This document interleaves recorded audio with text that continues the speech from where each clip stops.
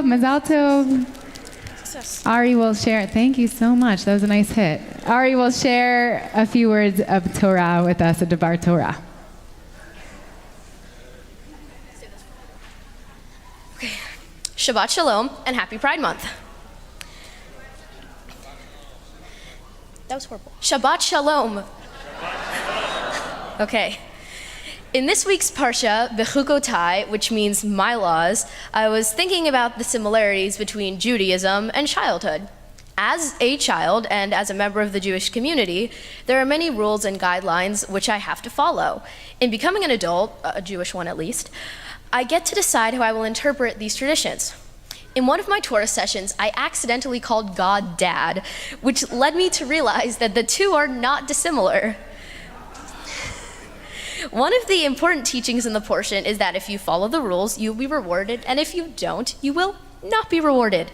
I think this sounds familiar to anyone who has ever done chores. However, I don't necessarily believe that following the rules makes you worthy of reward. In my experience, it's more about trying your best to be a good person and about choosing kindness. The main difference between parents and God is that I get to figure out how I want to shape my relationship with God as I grow into adulthood. I can curate my spirituality on my own terms. But what even are my terms? What do I need? And most importantly, how do I want to live my life? Throughout my academic and Jewish career, I have been searching for this mysterious concept of what I want. Until now, I kind of just went along with what my parents said. In retrospect, this is probably a good idea because I was just a kid. I did the math competitions, and I learned how to read Hebrew, and I joined the fencing team. I didn't necessarily enjoy those things, but I got a lot of experience out of it. Even in the process of writing my Dvar Torah and planning my Bar Mitzvah, my parents had a lot of suggestions and thoughts about what I should be doing. How many Divrei Torah mention parents?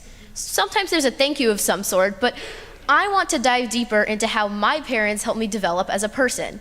I mean, parents are pretty instrumental in our lives, correct most of the time, keyword most, and maybe sometimes they make decent jokes. But now, as I'm growing into my own person, how can I tell the difference between my goals and aspirations and theirs? As kids, we never really have time to figure out what we want since we've been conditioned to do what adults tell us. Sometimes that works out okay, and you end up with a commendable but very questionable music taste. I just convinced my friends to listen to Billy Joel this year. Which brings me back to my God/parent metaphor, one that the rabbis also often use. I mean, we're literally called B'nai Yisrael. Even if we're adults, we're still referred to as children. I'm still figuring out where I stand spiritually. Is there a God? And if so, why does God let bad things happen? What even is a soul? Is there anything that separates us spiritually from inanimate objects or other animals? Just as it's hard to separate what I want to do from what my parents want, I need to figure out what I believe without the constraints of my prior experience with Judaism and to do some soul searching in my spiritual life. This is easier to do when I'm looking at mishpatim, which the rabbis interpret to mean laws with clear reasoning, but there are other laws called chukim, as in the name of my Torah portion, bechukotai, which don't have a logical meaning behind them and make interpreting the tradition more difficult. An example is keeping kosher. There isn't a specific reason, but we're supposed to do it anyway. Here's an example from my life. Sometimes I watch old movies with my dad, and my sister gets jealous that she can't watch them with us. Let me clarify, movies like Spaceballs.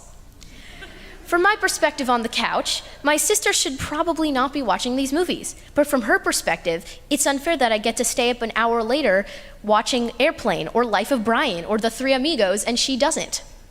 For her, this is a chok, a law with no reason. From another perspective, there is a very good reason that she is in bed and not watching the movie with us. It is late, and these are not age-appropriate movies. So maybe there is a reason for practicing kashrut, but not from our point of view.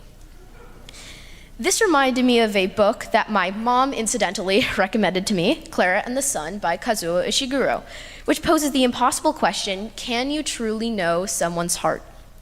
The book features an artificial friend who is tasked with figuring out the complexities of her human companion. Sometimes it seems like I'm both the robot and the human, doing my best to figure out what makes me tick, which is probably beyond my programming. I see myself from 2 points of view. the me who has good reasons to be the way I am, and the one who has no way to understand. This ties into chukim and mishpatim, two different perspectives on commandments and on how we're supposed to behave. I think I can get some answers for how I want to evolve as a person from a recent school project. Earlier this year, I had this assignment where I had to create a civilization. Because I had history to draw inspiration from, I established a few main stages of development which could also apply to me as a person. During my early childhood, I had to establish a stable government, or a method to function in society. Now that I have a solid foundation, I can develop culture and economy, think about myself spiritually. And later in life, I can turn my focus back to the environment around me and to making the world a better place. For those of you who were at services last night, you may have noticed that towards the end of the Friday night service, we recite a blessing for the children, and it's called Hamalach HaGoel. Adults hold a talit while the children stand under it and receive the blessing. It comes from Genesis chapter 48, sentence 16, and the blessing states, "The messenger who has redeemed me from all harm, bless the children, in them may my name be recalled, and the names of my fathers, Abraham and Isaac, and may they be teeming multitudes upon the earth." Rabbanit Alyssa Newburn says that when Yaakov gives this blessing on his deathbed, he is praying that his children have the benefits which come with the names of Avraham, Yitzchak, and Yaakov without the strife. She interprets the blessing as a manifestation of a peaceful Jewish life, void of discrimination and violence. It's a pretty relevant blessing, especially today. This is a blessing of protection. What happens is that all the children stand under the talit and try to touch the fabric. Now that I'm tall enough, I can reach the top, which is a little scary and a little sad. I finally made it here, and now I'm able to hold the talit over the younger kids who are still reaching. Shadal, a 19th century commentator, wrote that we should internalize the blessing of protection in Hamalach HaGoel as coming from God guiding us through darkness in the form of a parent dreaming for a good life for a child, or the protection we find in each other, to be each other's melachim, to be each other's angels. For me, my mom is one of my melachim. She always supports me and is the scaffolding of the young adult that I'm becoming. Okay, I know I've talked about a lot of things. Laws that make sense, laws that don't make sense, robots, Mel Brooks movies, spiritual speculation, growing up Jewish. A great variety of things. And these all tie together. Just give me 1 minute. Like I said before, there are many, many laws that are mentioned in the Torah, some of which are pretty non-negotiable. Don't kill people, for example. Unless to save your life, but still pretty non-negotiable. And as I have also mentioned before, I'm still looking for what I want to do with my life. At the beginning of this Dvar Torah, I said that I don't necessarily believe that following all the rules makes you a good person. Being kind does. Now that I get to hold the talit over the next generation of Jews, I want to set a good example for them and show them that it's okay to bend the rules a little bit. Whether it's disrupting the flimsy, unspoken rules of society or speculating about the meaning of chukim, I want to show the younger generation that it's okay to not know what to do with your life. It's okay to go through childhood without having a realistic dream or expectation for adulthood. But if you move through the world with kindness, your purpose will find you. Shabbat Shalom.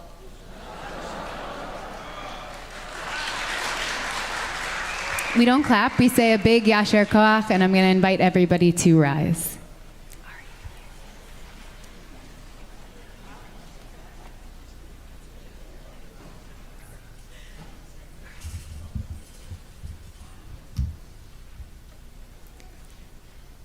Mishaberach Avotenu Avraham Yitzchak v'Yaakov Imotenu Sarah Rivka Rachel v'Leah. May the one who blessed our ancestors bless Ari, Aviva Liora Mibeit Shoshana Gila Umordechai HaKohen, who has come forward this day to the reading of the Torah in recognition of the desire within to live a worthy Jewish life.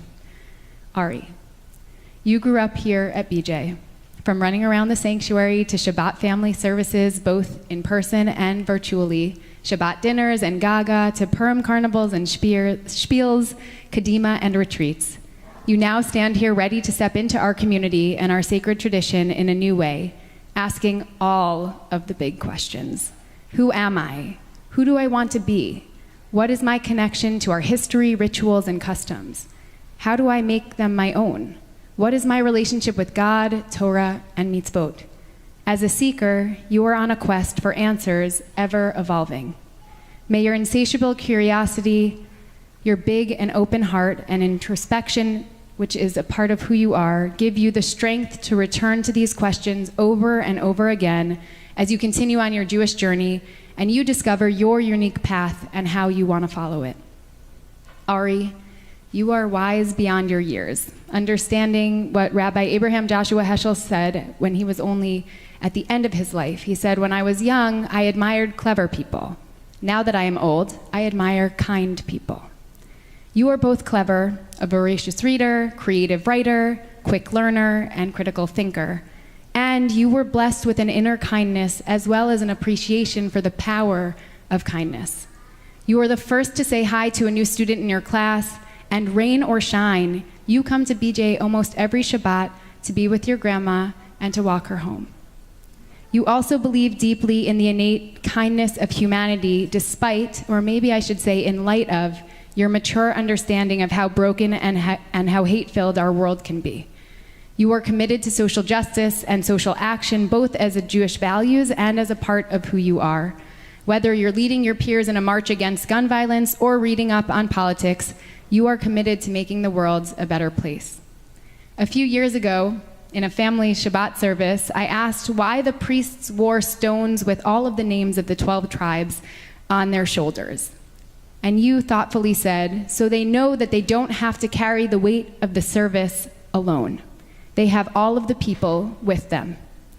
As you continue to explore what Judaism means to you, how you want to serve God, and how you want to be in community, how you want to shape our tradition, and the ways in which you hope this tradition is going to shape you, may you always know that your loving family and your communities from New York City to Great Barrington are with you every step of the way, sharing the weight and walking alongside you.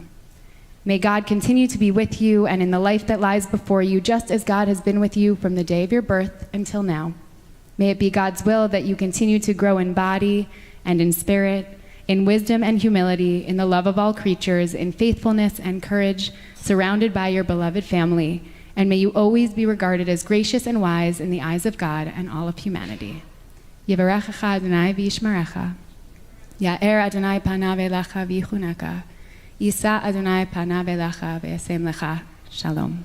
Mazal tov.